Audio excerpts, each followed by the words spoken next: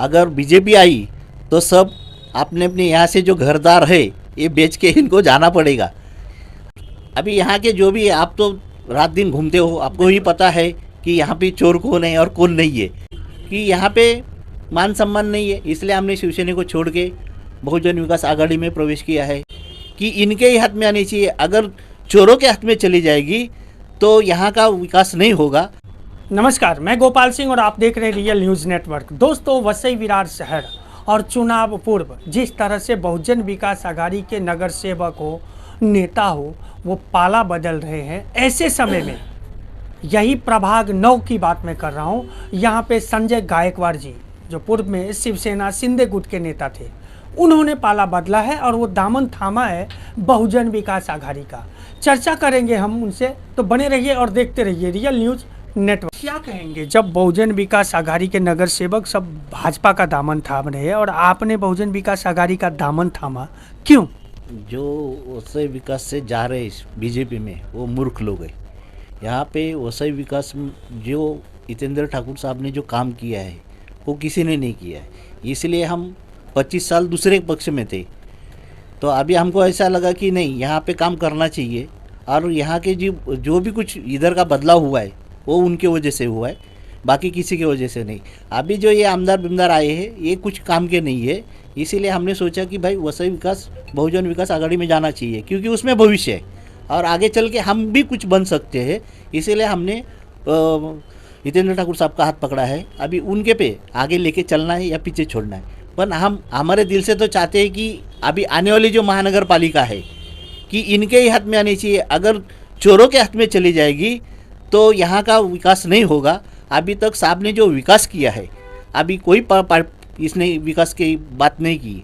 इसलिए हम चाहते हैं कि यहाँ पे महानगर पालिका हमारे साहब के हाथ में आनी चाहिए और उसके बदले में जो भी कुछ करना पड़ा हमको, हम करने की ताकत रखते हैं। आपने एक शब्द बोला कि चोरों के हाथ में महानगर पालिका नहीं चल रही। चोर कौन? अभी यहाँ के जो भी, आप तो रात दिन घूमते हो, आपको ही पता है कि यहाँ पे चोर कौन है और कौन नहीं है। कि बोलने का काम एक है, करने का काम एक है। इसके वजह से हमने उनको नाम चोर दिया है। इसके लिए हम चाहते हैं कि चोरों के साथ जाना नहीं चाहिए, अच्छे के साथ में आओ, आपका अच्छा होगा, ऐसी हमारी चाह है। मैं इसके पहला मेरा परिचय देता हूँ। मैं संजय गायकवाड़, शिवसेना एससी सेल का तालुका प्रमुख था। पर शिवसेना के कुछ कार्यकर्ते हैं जो बड़े बड़े पदार पे, कि उसमें जाति भेद चलता है। अच्छा, जातिवाद चलता है शिवसेना में? शिवसेना में कैसे है कि एससी सेल बोलेगा तो उसको कुछ मायना नहीं है, कुछ कार्यकर्ते को मान सम्मान नहीं है।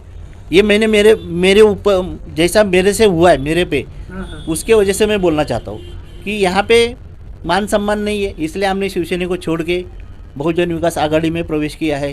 कल बहुत जोर शोर से हमारा प्रवेश हुआ है। इसके वजह से हमने शिवसेना को छोड़ के, तो ऐसे समय में जब बबिया का दामन थामा तो क्यों भाजपा क्यों नहीं ज्वाइन किया?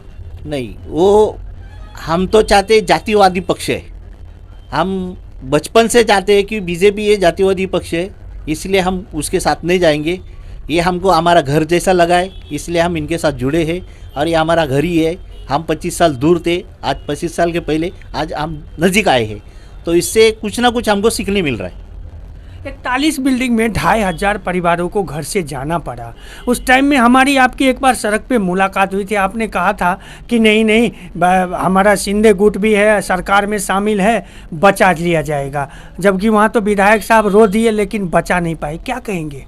नहीं, कैसा है कि अगर वसई जो बहुजन विकास आघाड़ी के आमदार रहते थे तो जो 41 बिल्डिंग टूटी है ये कभी नहीं टूटती थी, क्योंकि उनको गरीबों का दाता एक ही है यहाँ पे, हितेंद्र ठाकुर साहब। उनके सिवा कोई नहीं है।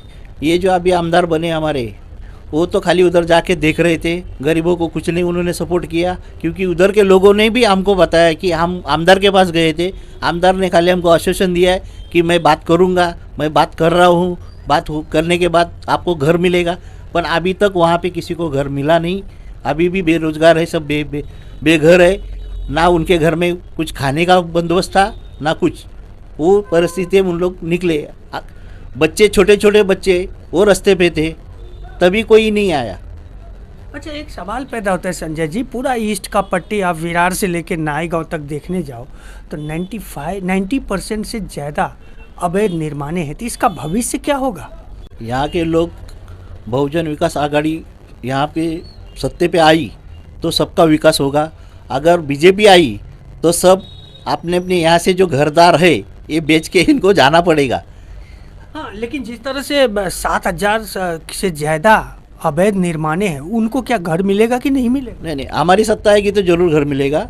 अभी इनके सत्ते का हम कुछ बता नहीं सकते कि ये सत्ता, हमने पहले ही बोला है कि ये गरीबों की सत्ता नहीं है, ये अमीरों को सत्ता है। जो अमीर लोग को इन लोग सहकार्य करते, गरीबों को नहीं। पर हमारा नेता ऐसा है कि गरीबों को साथ में लेके चलता है, गरीबों को जो समस्या है उस पर विचार करते हैं और उनके लिए न्याय देते हैं। तो आपके क्षेत्र में अभी जन समस्याओं को लेकर के किस तरह का हाल है? नहीं, यहाँ पे समस्या है। देखो अभी रोड की हालत है कि जैसा आमदार हो गया तभी से ना गणपति विसर्जन हुआ ना देवी विसर्जन हुआ। रोड के जो खड्डे हैं अभी बढ़ते जा रहे, खाली थोड़ा थोड़ा ऐसा डामर डालने के बाद वो वापस वैसा ही होने वाला है। इसके वजह से हम चाहते हैं कि बहुजन विकास आघाड़ी का महापौर बनना चाहिए, यही हमारी इच्छा है। ये थे संजय गायकवाड़ जी और उन्होंने साफ शब्दों में कहा समस्याएं, जन समस्याएं तो हल हुई नहीं, लेकिन ये 7,000 से ज़्यादा जो अवैध निर्माण है ईस्ट की पट्टी की, उस पर बड़ा सवाल हो गया है। क्योंकि 41 बिल्डिंग के जो 2,500 परिवार थे वो तो बेघर हो गए, और रवामाई अपार्टमेंट जो बिल्डिंग हादसा हुआ था 17 लोगों की मौत हुई थी, उसका भी हालात कमोवेश वैसे ही हैं। तो क्या ईस्ट में रहने वाले जो लोग हैं वो उनका भविष्य कैसा होगा? प्रतिक्रिया कमेंट के माध्यम से जरूर बताएं। चैनल को लाइक, सब्सक्राइब और शेयर करना ना भूलें।